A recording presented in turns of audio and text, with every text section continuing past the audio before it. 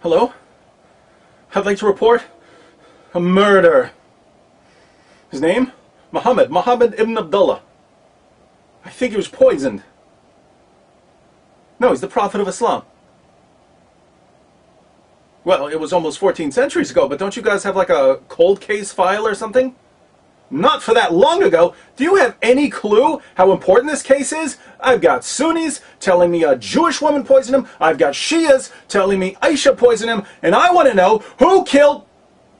Hello? She hung up. Guess I'll have to solve this one myself. Through a careful investigation of the Muslim sources. By the way, to all my Muslim friends out there who've never bothered to read your most trusted sources, may I say in advance, moi ha ha.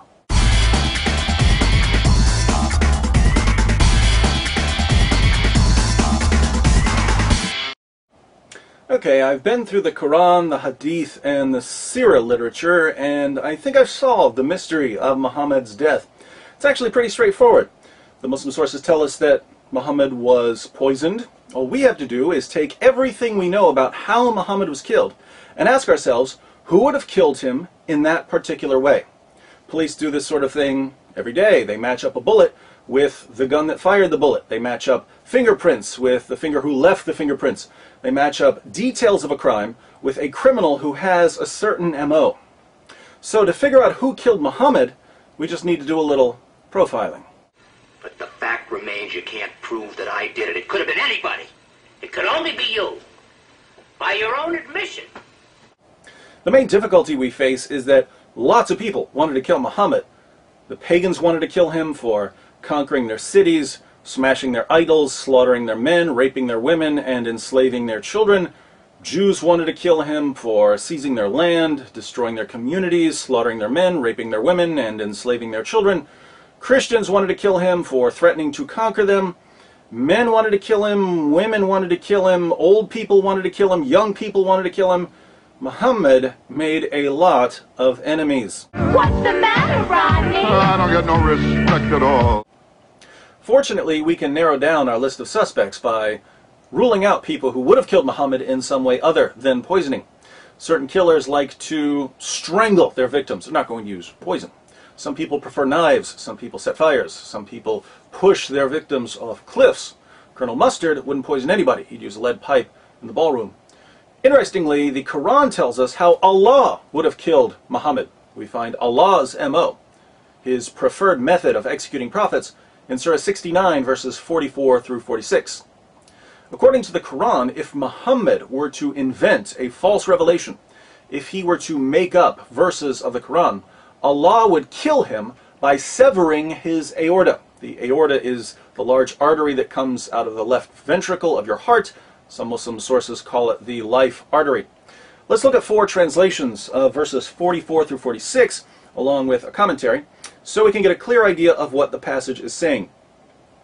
The Haleli Khan translation reads, "And if he, Muhammad, had forged a false saying concerning us, we surely should have seized him by his right hand, or with power and might, and then certainly should have cut off his life artery." And in parentheses, the translators add, aorta. The Pickthall translation declares, "And if he had invented false sayings concerning us, we assuredly had taken him by the right hand and then severed his life artery." Daud's translation reads, "Had he invented lies concerning us, we would have seized him by the right hand and severed his heart's vein." M.H. Shakir renders these verses, "And if he had fabricated against us some of the sayings, we would certainly have seized him by the right hand, then we would certainly have cut off his aorta." Just so we're clear on the meaning, and no one accuses me of misrepresenting the passage, let me read one of the greatest Muslim commentaries on these verses. This is Tafsir Jalalain. "And had he, namely the Prophet, fabricated any lies against us by communicating from us that which we have not said, we would have assuredly seized him. We would have exacted vengeance against him as punishment by the right hand, by our strength and power. Then we would have assuredly severed his life artery, the aorta of the heart, a vein that connects with it and which, if severed, results in that person's death.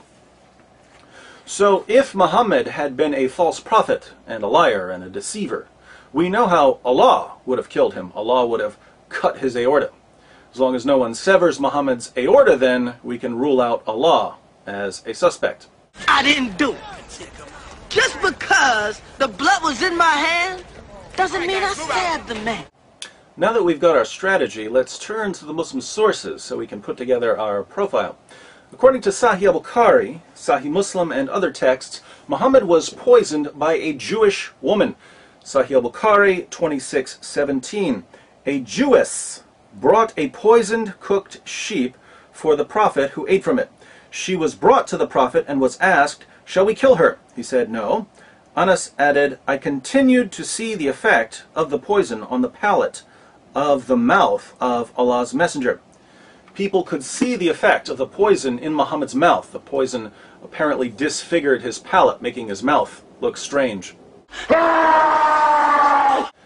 Sahih Muslim 54:30. A Jewess came to Allah's Messenger with poisoned mutton, and he took of what had been brought to him.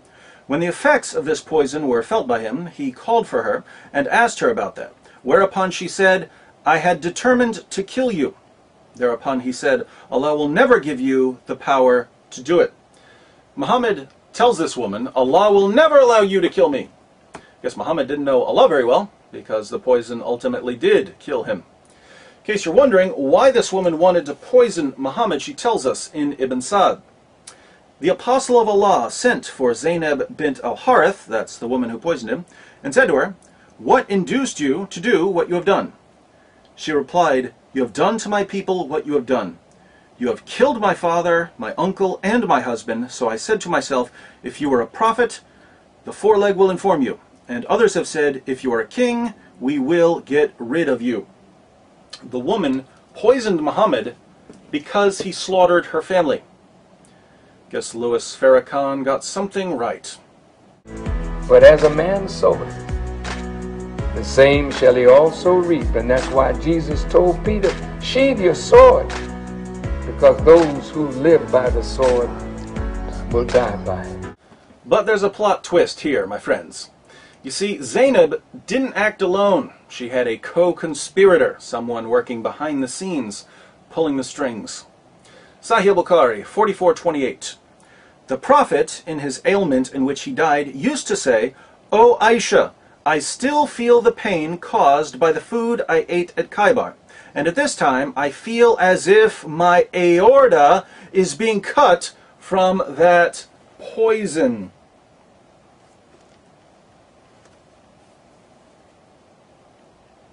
What's that, Muhammad? Something about your aorta being cut? That's funny. I seem to recall someone telling us that if he were going to kill you for being a false prophet, he'd do it by severing your aorta. But let's keep reading. Sunan Abu Dawud 44:98. A Jewess presented Muhammad at Khaybar a roasted sheep which she had poisoned. The apostle of Allah ate of it, and the people also ate. He then said, "Lift your hands from eating, for it has informed me that it is poisoned." Bishr bin al-Bara bin Marur al-Ansari died. So he, the Prophet, sent for the Jewess and said to her, "What motivated you to do the work you have done?" She said, "If you were a prophet, it would not harm you, but if you were a king, I would rid the people of you." The apostle of Allah then ordered regarding her, and she was killed. He then said about the pain of which he died, "I continued to feel pain from the morsel which I had eaten at Khaybar. This is the time when it has cut off my aorta." This is the time when it has cut off my aorta.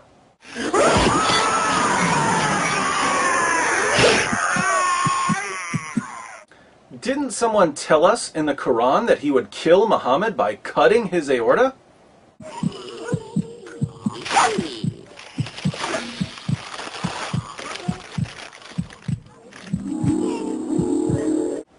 Notice the passage says that Muhammad's companion Bishr died from eating the poison.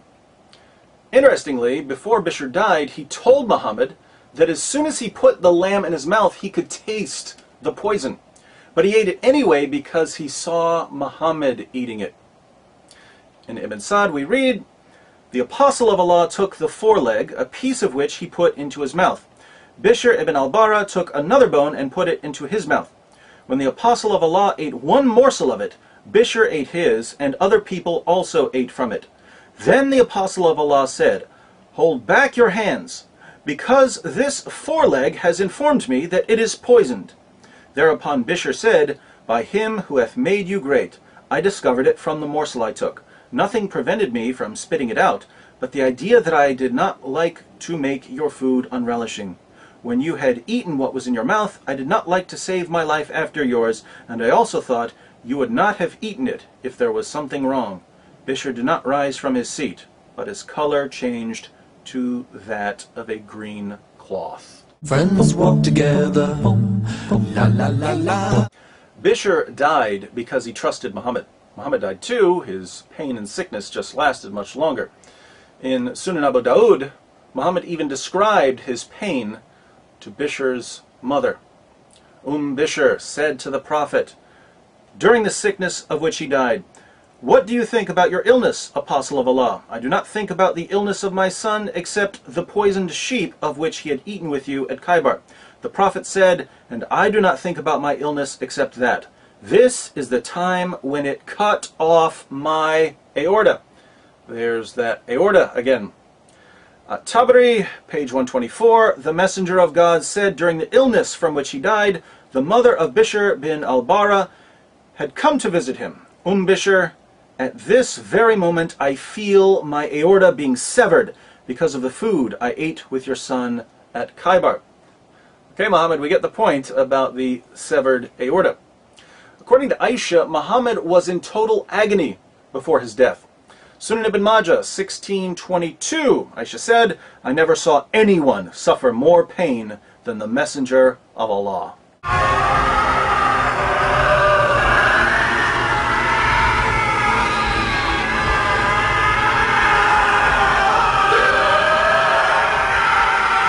In the end, Muhammad couldn't even walk on his own. His followers had to drag him around. Sahih al-Bukhari 2588, Aisha said, "When the Prophet became sick and his condition became serious, he requested his wives to allow him to be treated in my house, and they allowed him. He came out leaning on two men while his feet were dragging on the ground."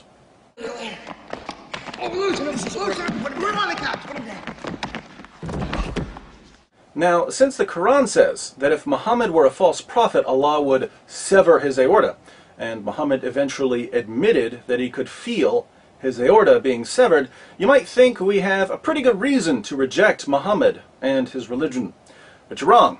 If you look more closely, you'll see that we have at least 10 good reasons to reject Muhammad here.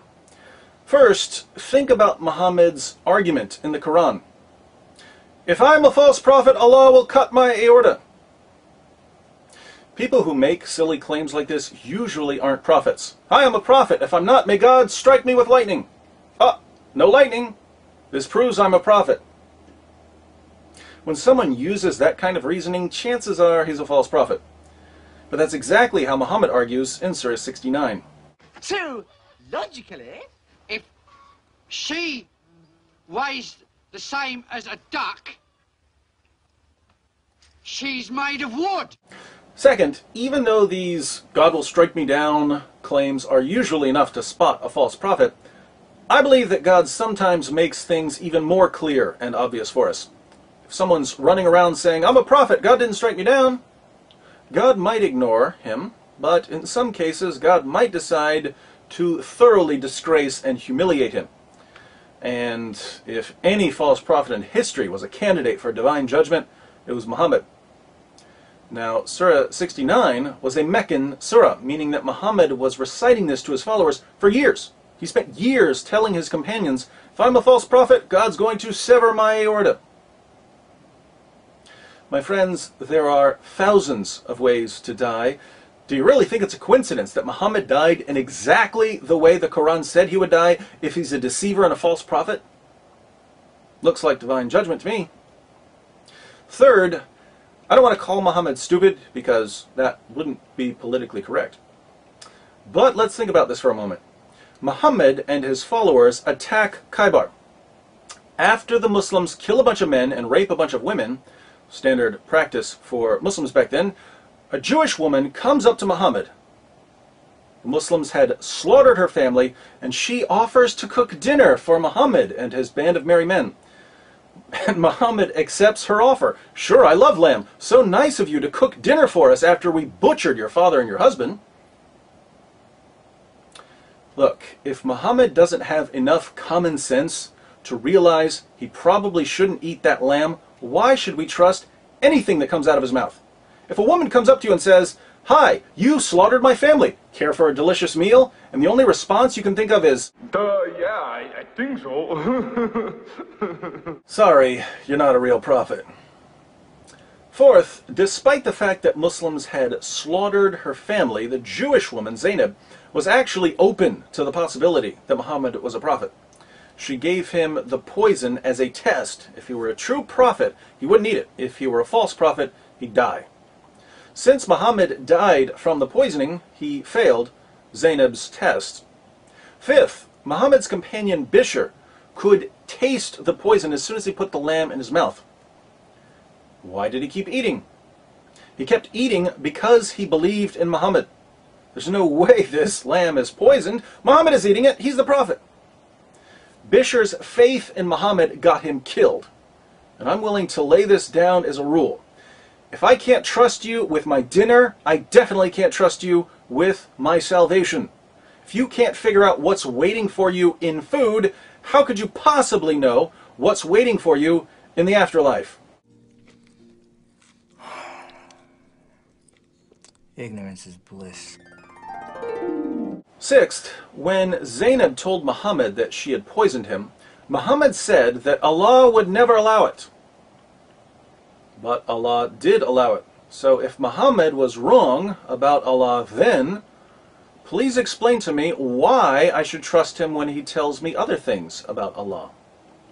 Seventh, Muhammad claimed that the lamb he was eating spoke to him and told him that it was poisoned. So he got a special revelation because he was a prophet. Two questions. One, why didn't the roasted lamb say something 5 minutes earlier, which would have saved Muhammad's life, not to mention Bishr's life? And two, why did Muhammad need a revelation when you could taste the poison? Isn't this proof that Muhammad was actually making up revelations? Isn't it obvious that he tasted the poison, same as Bishr, but instead of saying, "Hey, I taste poison," he said, "It's speaking to me. I'm a prophet." Sounds like a fake to me. Eighth, think about the justice here. The justice is just a little too poetic. This can't be a coincidence. Muhammad did more than anyone else in history to provoke hatred against Jews. Muhammad did more than anyone else in history to oppress women. Muhammad told his followers that women are stupid. And then Muhammad died a miserable, humiliating, wretched death after being outwitted by a Jewish woman. So God didn't merely disgrace Muhammad by severing his aorta, thereby identifying him as a false prophet. God added to Muhammad's degradation by severing his aorta through the hands of a Jewish woman seeking vengeance against the man who had brought her community nothing but death and rape. Fair is fair. We didn't start this. We didn't mean it to happen, but we're not giving up till you pay. Fair is fair.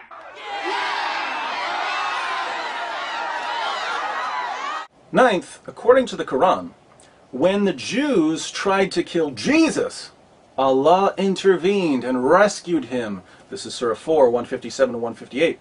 Allah took Jesus safely to paradise. He wouldn't give anyone the victory over Jesus. But when a group of Jews wanted to kill Muhammad, what happened? Allah sits back and watches as a woman poisons his prophet, and he does nothing as his prophet dies a humiliating death. Why does Allah protect Jesus from harm, zips him straight to paradise? Then when he turns around and sees Muhammad wallowing in freakish misery, Allah doesn't lift a finger to help him. Sounds like Allah was showing a little favoritism. Don't mess with Jesus, Allah won't let you. But go ahead and feed Muhammad some rat poison, Allah doesn't care.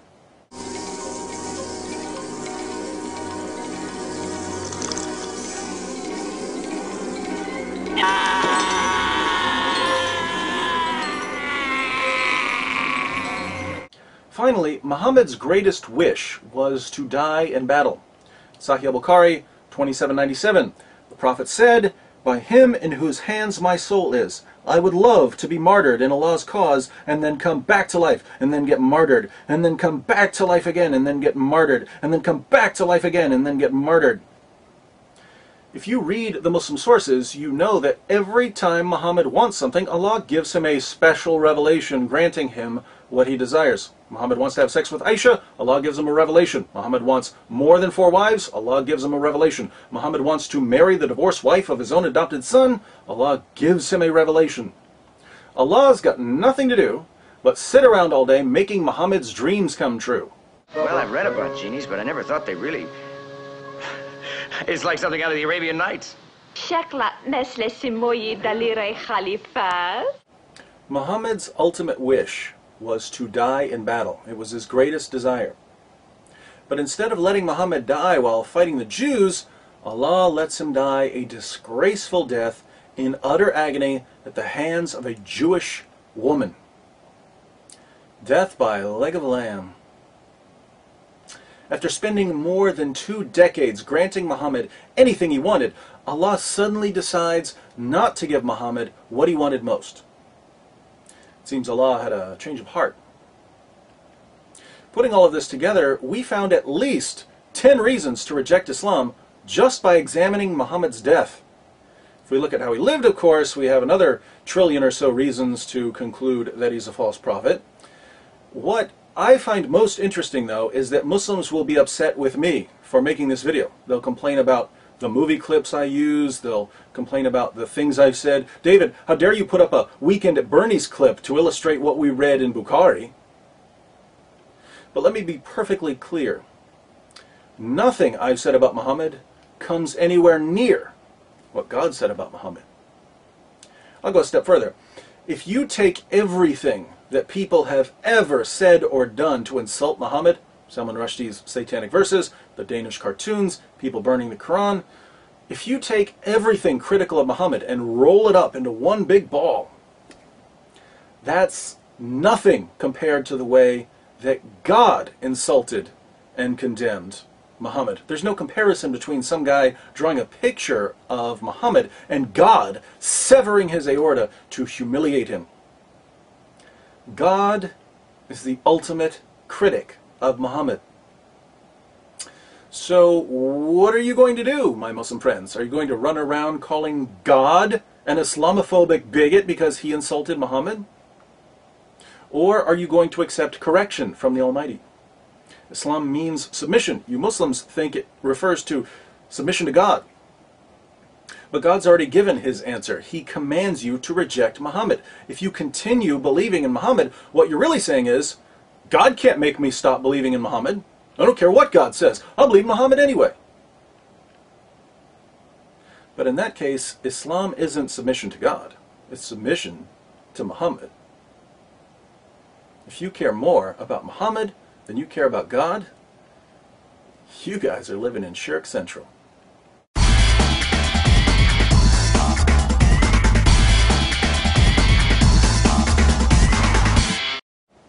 That's right.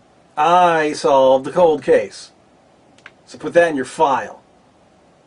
No, I just want to hear you say it. Columbo ain't got nothing on me.